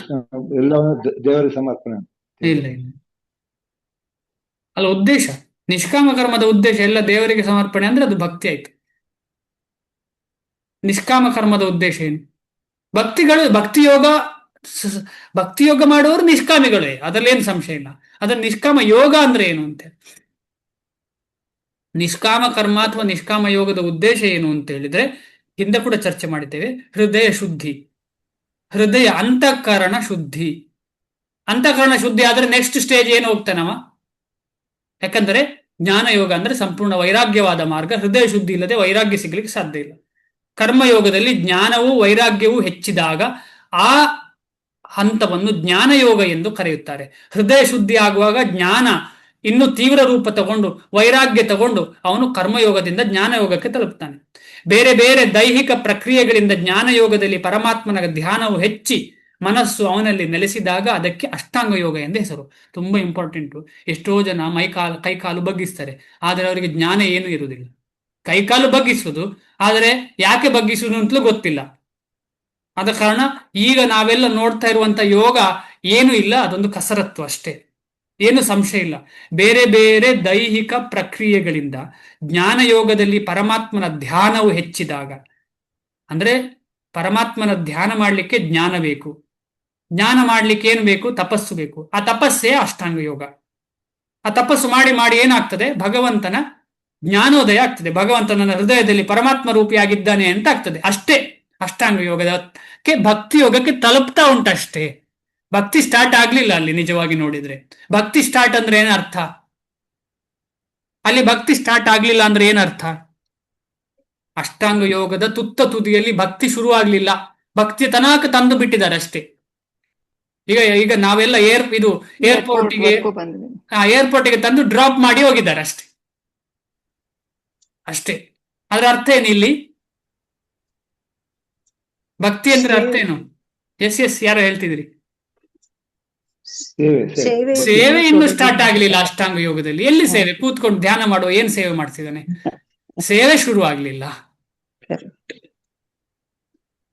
ಆದ ಕಾರಣ ಸೇವೆ ಶುರುವಾಗುವುದು ತುಂಬಾ ಇಂಪಾರ್ಟೆಂಟ್. ಸೇವೆ ಶುರುವಾಗುವುದು ಅಂದ್ರೆ ಆ ಫ್ಲೈಟ್ ಹತ್ತಬೇಕು ಅಂತ ಅರ್ಥ. ಅಷ್ಟಾಂಗ ಯೋಗವನ್ನು ದಾಟಿ ದೇವೋತ್ತಮ ಪರಮ ಪುರುಷನಾದ ಕೃಷ್ಣನ ಬಳಿಗೆ ಬಂದಾಗ ಇದಕ್ಕೆ ಭಕ್ತಿ ಯೋಗವೆಂದು ಹೆಸರು. ನೀವೆಲ್ಲರೂ ಮಾಡ್ತಾ ಇರುವುದು ಇದು. ನಾವೇನೇ ಯೋಗಾಭ್ಯಾಸನ ಮಾಡ್ಲಿ ಅಥವಾ ಏನೇನೋ ಪುಸ್ತಕ ಓದ್ಲಿ, ಶಾಲೆಗೆ ಹೋಗಿ ಮ್ಯಾಥಮೆಟಿಕ್ಸ್ ಓದ್ತೇವೆ, ಅದಕ್ಕೂ ಕೃಷ್ಣನಿಗೂ ಸಂಬಂಧ ಇಲ್ಲ. ಯೋಗ ಆಸನ ಮಾಡ್ತೇವೆ, ಅದಕ್ಕೂ ಕೃಷ್ಣನಿಗೂ ಸಂಬಂಧವಿಲ್ಲ. ಅಂದ್ರೆ ಯಾವುದೇ ರೀತಿಯಲ್ಲಿ ಭಕ್ತಿಗೆ ಸಂಬಂಧ ಇಲ್ಲ. ಆದ್ರೆ ಅದು ನಮಗೆ ಅಗತ್ಯ ಮಾಡ್ತಿದ್ದೇವೆ. ಆದ್ರೆ ನಿಜವಾಗಿ ನಮ್ಮ ಜೀವನದಲ್ಲಿ ನಡಿಬೇಕಾದ್ದು ಭಕ್ತಿಯೋಗ. ಅದು ಏನು ಅಂತ ಹೇಳಿದ್ರೆ ನಾವೆಲ್ಲ ಮಾಡ್ತಾ ಇರುವಂತದ್ದು ನೇರ ಕೃಷ್ಣನ ಸೇವೆ. ಇಲ್ಲೇ ಇದ್ದಾನೆ. ನಾಹಂ ತಿಷ್ಠಾಮಿ ವೈಕುಂಠೆ, ಅಂದ್ರೆ ವೈಕುಂಠದಲ್ಲಿ ಇಲ್ಲ ನಾನು. ನಾರದ ಮುನಿಗಳಲ್ಲಿ ಹೇಳ್ತಾ ಇರುವಂತದ್ದು ಕೃಷ್ಣ. ಯೋಗಿನಾಂ ಹೃದಯೇಶುವ, ಯೋಗಿಗಳ ಹೃದಯದಲ್ಲೂ ಇಲ್ಲ. ಎಲ್ಲಿದ್ದೇನೆ ನಾನು? ಎಲ್ಲಿದ್ದೇನೆ? ಗಾಯಂತಿ ಮದ್ಭಕ್ತಾಹ ತತ್ರ ತಿಷ್ಠಾಮಿ ನಾರದಾಹ. ಎಲ್ಲಿ? ಯತ್ರ ಗಾಯಂತಿ ಮದ್ಭಕ್ತಾಹ, ಎಲ್ಲಿ ನನ್ನ ಭಕ್ತರು ನನ್ನ ಬಗ್ಗೆ ಎಲ್ಲಿ ಗಾಯಂತಿ. ಗಾಯಂತಿ ಅಂದ್ರೆ ಏನು? ಗಾನ ಮಾಡೋದು. ಗಾಯಂತಿ ಅಂದ್ರೆ ಕೀರ್ತನೆ ಮಾಡುದು, ಗಾನ ಮಾಡುದು. ಧನ್ಯವಾದ. ಗಾನ ಮಾಡುದು, ಕೀರ್ತನೆ ಮಾಡುದು, ಅದರ ಬಗ್ಗೆ ಚರ್ಚೆ ಮಾಡುದು. ಈಗ ಉದಾಹರಣೆ ನಾವೆಲ್ಲ ಮಾಡ್ತಾ ಇರುವಂತ ಜ್ಞಾನ ಯೋಗ ಅಲ್ಲ, ನಾವೆಲ್ಲ ಗಾಯನ ಮಾಡುವುದು. ಕೃಷ್ಣನ ವೈಷ್ಣವರನ್ನ ಹೊಗಳುವಂತಹದ್ದು, ಗಾಯನ ಮಾಡುವಂಥದ್ದು. ಇದೆಲ್ಲ ನಾವೆಲ್ಲಿ ಕೂಡ ಚರ್ಚೆ ಮಾಡ್ತಿಲ್ಲ ಕೃಷ್ಣನ ಬಗ್ಗೆ. ಅವರ ಮತ್ತಜಿ ಕೂಡಲೇ ಮ್ಯೂಟ್ ಮಾಡ್ಕೊಳ್ಳಿ ಪವಿತ್ರ ಮತ್ತಜಿ, ಇಲ್ಲಾಂದ್ರೆ ನಿಮ್ಮ ಶಬ್ದ ಹೊರಗಡೆಯಿಂದ ಬರ್ತದೆ. ಖಂಡಿತ ಈ ರೀತಿಯಲ್ಲಿ ನಮಗೆ ಅರ್ಥ ಆಗುತ್ತೆ ಎಷ್ಟು ಇಂಪಾರ್ಟೆಂಟ್ ನಾವು ಮಾಡುವಂತಹ ಪ್ರೊಸೆಸ್ ಅಂತ ಹೇಳಿ. ಅಷ್ಟಾಂಗ ಯೋಗವನ್ನು ದಾಟಿ ದೇವೋತ್ತಮ ಪರಮ ಪುರುಷನಾದ ಕೃಷ್ಣನ ಬಳಿಗೆ ಬಂದಾಗ ಇದಕ್ಕೆ ಭಕ್ತಿ ಯೋಗವೆಂದು ಹೆಸರು. ಇದು ಸಂಪೂರ್ಣವಾದ ಮಾರ್ಗ. ಇದಕ್ಕೆ ಬೇರೆ ಯಾವ ಮಾರ್ಗದ ಅಗತ್ಯ ಇಲ್ಲ. ಅದನ್ನು ಮಾಡಿ ಇಲ್ಲಿ ತಲುಪುವ ಅಗತ್ಯ ಇಲ್ಲ. ನೇರ ಸಿಗ್ತದೆ ನಮಗೆಲ್ಲ. ನೇರ ಸಿಕ್ಕಿದ್ದೇ ಭಾಗ್ಯ. ಬೇರೆಲ್ಲ ಮಾಡಿ ಸಿಕ್ಕುದು ಭಾಗ್ಯ ಅಲ್ಲ, ಅದು ತುಂಬಾ ಕಷ್ಟ ಪ್ರೊಸೆಸ್. ಕರ್ಮಯೋಗ ಮಾಡುದು, ಆಮೇಲೆ ಜ್ಞಾನ ಯೋಗ ಎಷ್ಟೋ ವರ್ಷ ಮಾಡುದು, ಆಮೇಲೆ ಅಷ್ಟಾಂಗ ಯೋಗ ವರ್ಷಗಟ್ಲೆ ಮಾಡುದು, ಅದಾದ್ಮೇಲೆ ಭಗವಂತ ನನ್ನ ಹೃದಯದಲ್ಲಿ ಇದ್ದಾನೆ ಅಂತ ತಿಳ್ಕೊಳ್ಳೋದು. ಅದು ಗೊತ್ತಾದ ಮೇಲೆ ಸಿಗ್ತದ ಇಲ್ಲೋ ಶ್ಯೂರ್ ಇಲ್ಲ, ಸಿಕ್ಕಿದ್ರೆ ಭಗವಂತನ ಭಕ್ತರ ಆ ಏನ್ ಹೇಳುದು ಸಂಬಂಧ ಅಥವಾ ಸಂಪರ್ಕ ಸಿಕ್ಕಿದ್ರೆ ಭಕ್ತನಾಗಬಹುದು. ಎಷ್ಟು ದೀರ್ಘವಾದ ಪ್ರೊಸೆಸ್. ನಮಗೆಲ್ಲರ ಭಾಗ್ಯ ಏನು, ನಾವೇನು ಮಾಡದೆ ಸುಮ್ಮನೆ ಕೂತಿರುವಾಗ ಯಾವುದೋ ಒಂದು ಭಕ್ತ ಬಂದು ಓ ಭಗವದ್ಗೀತೆ ತಗೋಪ್ಪ, ಅಯ್ಯೋ ಭಗವದ್ಗೀತೆ ಕ್ಲಾಸ್ಗೆ ಬಾ, ಅಥವಾ ಕೀರ್ತನೆ ಮಾಡೋಣ ಬನ್ನಿ ಅಂತ, ಅಥವಾ ಪ್ರಸಾದ ತಗೊಳ್ಳಿ ಅಂತ ಹೇಳಿ ಭಗವಂತನ ಕರುಣೆಯನ್ನ, ಭಗವಂತನಿಗೆ ಹೇಗೆ ಬೇಕು ಅದೇ ರೀತಿಯಲ್ಲಿ ನಮ್ಮ ಕಡೆ ತಲುಪುವ ಹಾಗೆ ಮಾಡಿದ್ದಾರೆ. ಇದೇನು ಭಾಗ್ಯ ಅಲ್ವಾ? ಇದೇ ಶಿಖರ, ಆ ಶಿಖರದ ತುದಿಯಲ್ಲಿ ನಾವಿದ್ದೇವೆ. ಸ್ವಲ್ಪ ಆಚೆ ಈಚೆ ಆದ್ರೆ ಕಣ್ಣು ಮುಚ್ಚಿದ್ರೆ ಕೆಳಗೆ ಬೀಳೋ ಸಾಧ್ಯತೆ ಉಂಟು. ಆದ ಕಾರಣ ನಾವೆಲ್ಲ ಕೇರ್ಫುಲ್ ಆಗಿರ್ಬೇಕು. ತಲುಪಿ ಆಗಿದೆ, ಈಗ ನಮ್ಮನ್ನು ತಲುಪಿಸಿಟ್ಟಿದ್ದಾರೆ ಶಿಖರದಲ್ಲಿ. ಶಿಖರದಲ್ಲಿ ತಲುಪಿದ ಮೇಲೆ ನಮಗೆ ಕಂಟ್ರೋಲ್ ಇಲ್ಲ ಅಂತ ಹೇಳಿದ್ರೆ, ಅಯ್ಯೋ ಮೇಲೆ ನೋಡಿದ್ರೆ ಕೆಳಗೆ ನೀವು ಬೀಳ್ತೇನೆ ನಾನು ಅಂತ ಹೆದರಿಕಿದ್ರೆ ಕಷ್ಟ. ಆದ ಕಾರಣ ಆ ಹೆದರಿಕೆಯಿಂದ ಮೇಲೆ ಬರಬೇಕು ಅಂತ ಹೇಳಿದ್ರೆ ನಾವೆಲ್ಲ ಜೊತೆಯಲ್ಲಿ ಸೇರಿ ಗಟ್ಟಿ ಗಟ್ಟಿಯಾಗಿ ಸಾಧನೆ ಮಾಡಬೇಕು. ಒಬ್ಬೊಬ್ಬನೇ ಹತ್ಲಿಕ್ಕೆ ಹೋಗ್ಬಾರ್ದು, ಎಲ್ರ ಜೊತೆಯಲ್ಲಿ ಹತ್ಲಿಕ್ಕೆ ಹೋಗ್ಬೇಕು. ಆದ ಕಾರಣ ಮೇಲೆ ಹೋಗುವಾಗ ಕೈ ಕೈ ಹಿಡಿದು ಧೈರ್ಯದಲ್ಲಿ ಇರಬಹುದು. ಇದೇ ಶಿಖರ. ವಾಸ್ತವವಾಗಿ ಭಕ್ತಿ ಯೋಗವೇ ಅಂತಿಮ ಗುರಿ. ಹೇಳ್ತಾರೆ ನಮ್ಮ ಗಾಡಿಯನ್ನು ನಾವೇ ಓಡಿಸ್ಬೇಕು ಅಂತ ಹೇಳಿ ಆಧ್ಯಾತ್ಮಿಕ ಲೋಕಕ್ಕೆ, ಆದರೆ ಭಕ್ತಿ ಯೋಗದಲ್ಲಿ ಹಾಗಲ್ಲ, ನಾವೆಲ್ಲ ಜೊತೆಯಲ್ಲಿ ಓಡಿಸ್ಬೇಕು ಅಂತ ಹೇಳಿ. ಏನೇ ಇರಲಿ ನಾವು ಹೋಗುದು ಒಬ್ಬೊಬ್ಬರೇ ಆದ್ರೂ ಕೂಡ ಹೋಗುವ ಉದ್ದೇಶ ಜೊತೆಯಲ್ಲಿ ಹೋಗುದು ಅಂತ ಇರಬೇಕು, ಒಬ್ಬೊಬ್ಬನೇ ಅಂತ ಇರಲೇಬಾರದು. ಯಾಕೆಂತ ಹೇಳಿ ಇದು ನಮ್ದೆಲ್ಲ ಕೀರ್ತನೆ, ಸಂಕೀರ್ತನೆ, ನಾವೆಲ್ಲ ಇಂಡಿವಿಜುವಲ್ ಹೋಗುವವರಲ್ಲ. ಅದಕ್ಕೋಸ್ಕರ ಎರಡು ರೀತಿಯ ಭಕ್ತರಿದ್ದಾರೆ. ಒಬ್ರು ಗೋಷ್ಠಿ ಆನಂದಿಗಳು, ಇನ್ನೊಬ್ರು ಭಜನಾ ಆನಂದಿಗಳು ಅಂತ ಹೇಳಿ. ಅವರೊಬ್ಬರೇ ಕೂತು ಭಜನೆ ಮಾಡ್ತಾರೆ. ಉದ್ದೇಶ ಒಳ್ಳೆಯದು, ನಾವು ಒಬ್ಬರೇ ಕೂತ್ಕೊಂಡು ಭಜನೆ ಮಾಡಬೇಕು, ಮಾಡಬಾರದು ಅಂತ ಹೇಳ ಅಲ್ಲ. ಅದು ನಾವು ಜಪದ ಸಮಯದಲ್ಲಿ ಮಾಡುವಂಥದ್ದು. ಜಪವನ್ನು ಬಿಟ್ಟು ಬೇರೆ ಸಾಧನೆ ಎಲ್ಲ ಜೊತೆಯಲ್ಲಿ ಮಾಡುವಂಥದ್ದು. ಈಗ ಭಗವಂತನ ವಿಗ್ರಹ ಸೇವೆ ಆಗಿರ್ಲಿ, ಭಗವಂತನಿಗೆ ಹೂ ಕಟ್ಟುದಾಗ್ಲಿ. ಈಗ ಉಡುಪಿ ಮಠದಲ್ಲಿ ಯಾರಾದ್ರೂ ಹೋದ್ರೆ ಅಲ್ಲಿ ಮಾತೆಯರು ಕೂತು ಕೃಷ್ಣನನ್ನ ಹೊಗಳ್ತಾ ಹೊಗಳ್ತಾ ಎಷ್ಟು ಚೆನ್ನಾಗಿ ಹೂ ಕಟ್ತಾ ಇರ್ತಾರೆ. ನೀವು ಯಾರಾದ್ರೂ ನೋಡಿರ್ಬೋದು. ಆ ಪ್ರಾಂಗಣದಲ್ಲಿ ಕೂತ್ಕೊಂಡು ಎಷ್ಟು ಚೆನ್ನಾಗಿ ಸಂಪೂರ್ಣ ಮನಸ್ಸನ್ನ ತಲ್ಲೀನವಾಗಿ ಕೃಷ್ಣನನ್ನ, ಬಾಲ್ಯ ಲೀಲೆಗಳನ್ನ, ಯಶೋಧ ಮಾತೆಗಳನ್ನು ಹೇಗೆಲ್ಲ ಹೊಗಳ್ತಾ ಇರ್ತಾರೆ ಅಂತ ಹೇಳಿದ್ರೆ ಅವ್ರು ಅಷ್ಟು ಖಂಡಿತವಾಗಿ ಭಗವಂತನನ್ನ ಸಂಪೂರ್ಣ ಹೃದಯದಲ್ಲಿ ಇಟ್ಕೊಂಡು ಹೂ ಕಟ್ತಾ ಇರ್ತಾರೆ. ಇದೇನು ಕರ್ಮಯೋಗವಾ? ಇಲ್ಲ, ಇದು ಭಕ್ತಿಯೋಗ. ಭಕ್ತಿಯೋಗ. ಅಂತಹ ಭಕ್ತಿ ನಮಗೆಲ್ಲ ಸಿಕ್ಕುವ ಭಾಗ್ಯ ನಮಗೆಲ್ಲ. ಆದರೆ ಭಕ್ತಿಯೋಗವನ್ನು ಸೂಕ್ಷ್ಮವಾಗಿ ವಿಶ್ಲೇಷಿಸಲು ಇತರ ಯೋಗಗಳ ತಿಳುವಳಿಕೆ ಅಗತ್ಯ. ಅಂದ್ರೆ ನಮಗೆ ಇನ್ಫೀರಿಯರ್ ಗೊತ್ತಾದ್ರೆ ಸುಪೀರಿಯರ್ ಬಗ್ಗೆ ಹೇಳಲಿಕ್ಕೆ ಆಗ್ತದೆ. ಕೆಟ್ಟದ್ದು ಇದ್ದ ಕಾರಣ ಒಳ್ಳೆದರ ಬಗ್ಗೆ ನಮಗೆ ಅರ್ಥ ಆಗ್ತದೆ. ಹಾಗೆ ಅಂತ ಹೇಳಿ ಬೇರೆ ಯೋಗಗಳು ಕೆಟ್ಟದ್ದು ಎಂಬ ದೃಷ್ಟಿಕೋನ ಅಲ್ಲ, ಅರ್ಥ ಆಗ್ಲಿಕ್ಕೆ ಹೇಳುವಂಥದ್ದು ಅಷ್ಟೇ ವಿಚಾರ. ಒಂದು ನಿರ್ದಿಷ್ಟ ಹಂತದಲ್ಲಿ ನಿಂತು ಮುಂದಕ್ಕೆ ಹೋಗದವನನ್ನು ಕರ್ಮಯೋಗಿ, ಜ್ಞಾನಯೋಗಿ ಅಥವಾ ಧ್ಯಾನಯೋಗಿ, ರಾಜಯೋಗಿ, ಹಠಯೋಗಿ ಮೊದಲಾದ ಒಂದು ನಿರ್ದಿಷ್ಟ ಹೆಸರಿನಿಂದ ಕರೆಯುತ್ತಾರೆ. ಇಲ್ಲಿ ತುಂಬಾ ಇಂಪಾರ್ಟೆಂಟ್ ಇದು. ಒಂದು ನಿರ್ದಿಷ್ಟ ಹಂತದಲ್ಲಿ ನಿಂತು ಮುಂದಕ್ಕೆ ಹೋಗದವನನ್ನು ಅಂತ ಹೇಳಿದ್ದಾರೆ. ಅದು ಸ್ಟಕ್, ತುಂಬಾ ಕಷ್ಟ. ಆ ಮಾರ್ಗದಲ್ಲಿ ಸ್ಟಕ್ ಆಗಿಬಿಡ್ತದೆ. ಈಗ ಉದಾಹರಣೆಗೆ ನಾವು ಗಾಡಿಯಲ್ಲಿ ಹೋಗ್ತೇವೆ, ಒಳ್ಳೆ ರೋಡ್ ಇದ್ರೆ ಹೋಗ್ಬಹುದು, ರೋಡೇ ಸರಿ ಇಲ್ಲ ಅಂತ ಹೇಳಿದ್ರೆ ಏನ್ ಮಾಡೋದು? ನಾನು ಬೇಗ ತಲುಪಿದೆ, ನೀನು ಬೇಗ ತಲುಪಲಿಲ್ವಾ ಅಂತ ಹೇಳಿದ್ರೆ ಏನ್ ಹೇಳುದು? ರೋಡೇ ಸರಿ ಇಲ್ಲ. ಆದ ಕಾರಣ ಭಕ್ತಿ ಯೋಗದ ರೋಡೇ ಸೂಪರ್ ರೋಡ್, ಅದು ಆ ಮಾರ್ಗವೇ ಸೂಪರ್ ಫಾಸ್ಟ್.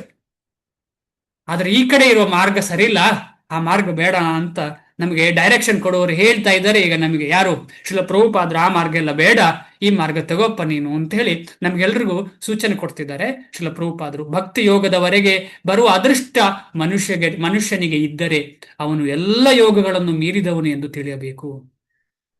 ಎಲ್ಲ ಯೋಗಗಳನ್ನು ಮೀರಿದವನು ಎಂದು ತಿಳಿಯಬೇಕು. ನಾವು ಹಿಮಾಲಯ ಎಂದಾಗ ಜಗತ್ತಿನ ಅತಿ ಎತ್ತರದ ಪರ್ವತಗಳನ್ನು ಹೆಸರಿಸುತ್ತೇವೆ. ಅದರ ಅತ್ಯುನ್ನತ ಶಿಖರವಾದ ಮೌಂಟ್ ಎವರೆಸ್ಟ್ ಅತ್ಯುನ್ನತ ಬಿಂದು ಎಂದು ಪರಿಗಣಿಸುತ್ತೇವೆ. ಹಾಗೆಯೇ ಕೃಷ್ಣ ಪ್ರಜ್ಞೆಯು ಯೋಗದ ಅತ್ಯುನ್ನತ ಹಂತ.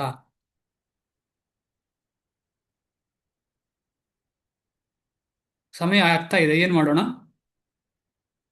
ನಾಳೆ ಕ್ಲಾಸಲ್ಲಿ ಹೇಳುದಾ? ನೆಕ್ಸ್ಟ್ ಆಗ್ಬೋದಾ? ಯಾಕಂದ್ರೆ ನೀವು ಆಫೀಸಲ್ಲಿ ಇರ್ತೀರಿ ಕೆಲವರು.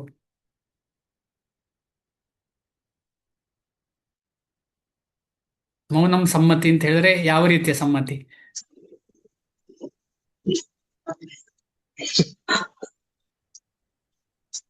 ಯಾರು ಮಾತಾಡ್ತಿಲ್ಲ ಈಗ? ಆಗ್ಲಿ ಪ್ರಭು, ನಾಳೆನೆ ಮಾಡಿ. ಧನ್ಯವಾದ. ಧನ್ಯವಾದ. ನಾಳೆ ವೈದಿಕ ಮಾರ್ಗದರ್ಶನಕ್ಕೆ ಅನುಗುಣವಾಗಿ ಅಲ್ಲಿಂದ ಮುಂದೆ ಹೋಗೋಣ. ಇದು ತುಂಬಾ ಇಂಪಾರ್ಟೆಂಟ್ ಶ್ಲೋಕ ಆದ ಕಾರಣ ಸ್ವಲ್ಪ ನಿಧಾನ ಹೋಗ್ತಾ ಇದ್ದೇವೆ. ಏನಾದ್ರು ಪ್ರಶ್ನೆ ಇದ್ರೆ 1-2 ನಿಮಿಷ ಚರ್ಚೆ ಮಾಡೋಣ. ಹರೇ ಕೃಷ್ಣ. ಇಲ್ಲಿ ತನಕ. ಹರೇ ಕೃಷ್ಣ ಪ್ರಭುಜಿ. ಹರೇ ಕೃಷ್ಣ. ಹರೇ ಕೃಷ್ಣ ಪ್ರಭು. ಹರೇ ಕೃಷ್ಣ ಮಾತಾಜಿ. ಅದು ಈ ರಾಜಸೂಯ ಯಜ್ಞ ಅಲ್ವ ಪ್ರಭು, ಇದು ಅಗ್ರ ಪೂಜೆ ಮಾಡಿದ್ದು? ಹಾ, ರಾಜಸೂಯ ಅಂದ್ರೆ ಅಶ್ವಮೇಧ ಮಾಡಿದ ಮೇಲೆ ಆದಂತಹ ರಾಜಸೂಯ ಕರೆಕ್ಟ್. ಆಕ್ಚುಲಿ ನಾನು ಓದಿದ್ದು ಭಾಗವತದಲ್ಲಿಯ ಕೇಳಿದ್ದಂತ ನನಗೆ ಜ್ಞಾಪಕ ಇಲ್ಲ. ಅದೇ ರಾಜಸೂಯ ಯಜ್ಞ ಯಾಕೆ ಮಾಡಿದ್ದಂದ್ರೆ ಈ ಕುರುಕ್ಷೇತ್ರ ಯುದ್ಧದಲ್ಲಿ ಎಷ್ಟೋ ಸತ್ತಿದ್ದಾರೆ, ಅಪ್ಪಂದಿರು ಮಗಂದಿರು ಸತ್ತಿದ್ದಾರೆ.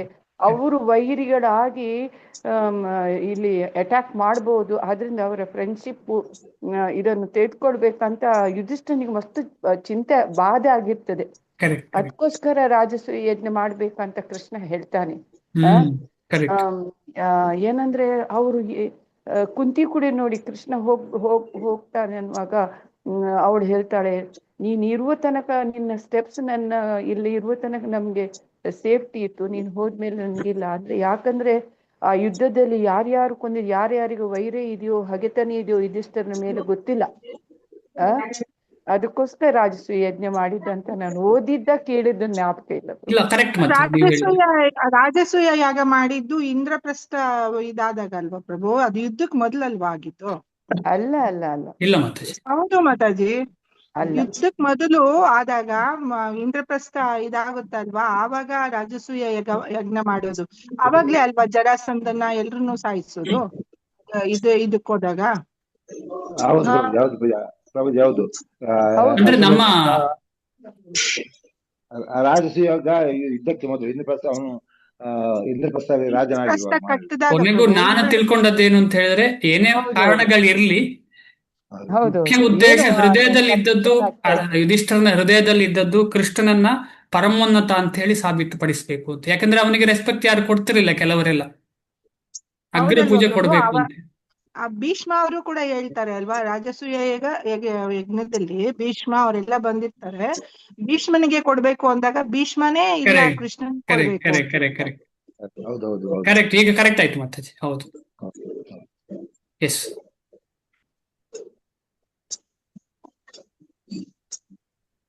ಪ್ರಭುಜಿ, ಭಗವದ್ಗೀತೆ 11ನೇ ಅಧ್ಯಾಯದಲ್ಲಿ ಸಗುಣ ನಿರ್ಗುಣ ರೂಪ ಅಂತಿದೆಯಲ್ಲ, ಯಾವ್ದಾದ್ರು ನಾವು ಪೂಜೆ ಮಾಡ್ಬೋದು? ಇಲ್ಲ, ಸಗುಣ ನಿರ್ಗುಣ. ಸಗುಣ ಅಂತ ಹೇಳಿದ್ರು ನಿರ್ಗುಣ ಅಂತ ಹೇಳಿದ್ರು ಒಂದೇ ಮಾತಾಜಿ. ಓಹೋ, ಸರಿ. ಅಂದ್ರೆ ಸಚ್ಚಿದಾನಂದ ವಿಗ್ರಹನಾದಂತ ಭಗವಂತ. ಎರಡು ಕೂಡ ಇಲ್ಲಿ ಗುಣ ಅಂತ ಹೇಳುವಂಥದ್ದು. ನಿರ್ಗುಣ ಅಂತ ಹೇಳಿದ್ರೆ ಭೌತಿಕ ಗುಣ ಇಲ್ಲದವನು, ಸಗುಣ ಅಂತ ಹೇಳಿದ್ರೆ ಆಧ್ಯಾತ್ಮಿಕ ಗುಣದಿಂದ ತುಂಬಿದವನು ಅಂತ. ಅದು ಆಕಾಶ ವಾಯು ಆತರ ಯಾವ್ದ್ರ ರೂಪದಲ್ಲಾದ್ರೂ ನಾವು ಇಲ್ಲ ಮಾತಾಜಿ. ಅಲ್ಲ, ಅದು ಭಗವಂತನ ಇನ್ಫೀರಿಯರ್ ಎನರ್ಜಿಯನ್ನ ಮಾಡಿದಾಗೆ. ಅಂದ್ರೆ ಇನ್ಫೀರಿಯರ್ ಗೆ ಏನು ಹೇಳುದು, ಸುಪೀರಿಯರ್, ಉತ್ಕೃಷ್ಟ ಅಲ್ಲ, ಕೆಳಗಿರುವಂತ ಭಗವಂತನ ಉತ್ಕೃಷ್ಟ ಶಕ್ತಿ ಅಲ್ಲ, ಅದು ಕೆಳಗಿರುವಂತ ಶಕ್ತಿಯನ್ನ ನಾವು ನೋಡ್ತಾ ಇರುವಂತದ್ದು. ಧನ್ಯವಾದ. ಧನ್ಯವಾದ.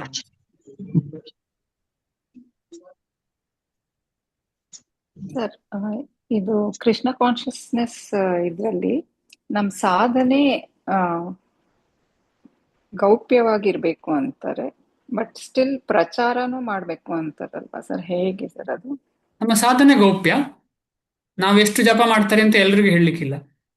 ತನ್ನ ಗುರುಗಳಿಗೆ ಅಥವಾ ಗುರುಗೆ ಸಂಬಂಧಪಟ್ಟವರಿಗೆ ಹೇಳ್ಬೋದು. ನಾನು ಬೆಳಿಗ್ಗೆ ಎಷ್ಟು ಗಂಟೆಗೆ ಹೇಳ್ತೇನೆ ಅಂತ ಜನರಲ್ಲಿ ಯಾರ ಹತ್ರ ಹೇಳಲಿಕ್ಕಿಲ್ಲ. ಸುಮ್ಮನೆ ಇನ್ಸ್ಪಿರೇಷನ್ ಮಾಡ್ಲಿಕ್ಕೆ ಹೇಳಿದ್ರು ಕೂಡ ಅದು ಆದಷ್ಟು ಕಮ್ಮಿ ಇಡಬೇಕು. ಉದಾಹರಣೆಗೆ ನಮಗೆ ಸಾಧನೆಗೆ ಸಂಬಂಧಪಟ್ಟದ್ದು, ಸೇವೆ ಎಲ್ರಿಗೂ ಹೇಳಬೇಕು, ಸಾಧನೆ ಹೇಳಲಿಕ್ಕಿಲ್ಲ. ಅದು ಈಗೀಗ ಬರ್ತಾ ಇದೆ, ಗ್ರೂಪ್ ಅಲ್ಲಿ ಜೊತೆಯಲ್ಲಿ ಚಾಂಟ್ ಮಾಡೋದು 16 ರೌಂಡ್ 20, ಅದೆಲ್ಲ ಓಕೆ, ಇಲ್ಲ ಅದು ಎಲ್ಲರಿಗೆ ಯಾಕೆ, ಎಲ್ಲರಿಗೆ ಎಂಕರೇಜ್ ಮಾಡ್ಲಿಕ್ಕೆ. ಆದ್ರೆ ಹೃದಯದಲ್ಲಿ ನಾವು ಸಾಧನೆಯನ್ನ ಗೌಪ್ಯವಾಗಿ ಇಟ್ಕೊಳ್ಬೇಕು, ಅದ್ರಲ್ಲಿ ಏನು ಸಂಶಯ ಇಲ್ಲ. ಸಾಧನೆಯನ್ನ ಯಾರ ಹತ್ರ ಹೇಳಲಿಕ್ಕಿಲ್ಲ. ಶ್ರೀಲ ಪ್ರಭುಪಾದರು ಹೇಳ್ತಿದ್ರೆ ನಾವು ಶ್ರೀಲ ಪ್ರಭುಪಾದರನ್ನ ಏನು ತಿಳ್ಕೊಳ್ತಿದ್ದೆವು, ಅಥವಾ ಯಾರೋ ಈ ರೀತಿಯ ಸಾಧಕರು ಯಾವತ್ತೂ ಸಾಧನೆಯನ್ನ ಸಂಪೂರ್ಣವಾಗಿ ಹೇಳುವುದಿಲ್ಲ. ಉದಾಹರಣೆಗೆ ಶ್ರೀಲ ಪ್ರಭುಪಾದರು ಬಚ್ಚಿಡ್ತಾ ಇದ್ರು, ಕಣ್ಣಲ್ಲಿ ನೀರು ಬರ್ತಾ ಇದ್ರು ಕೂಡ ಅವರು ಅದನ್ನು ತೋರಿಸ್ಕೊಳ್ತಿರ್ಲಿಲ್ಲ. ಈ ರೀತಿಯದೆಲ್ಲ ನಾವು ಕೇಳಿದ್ದೇವೆ ಆಚಾರ್ಯರು.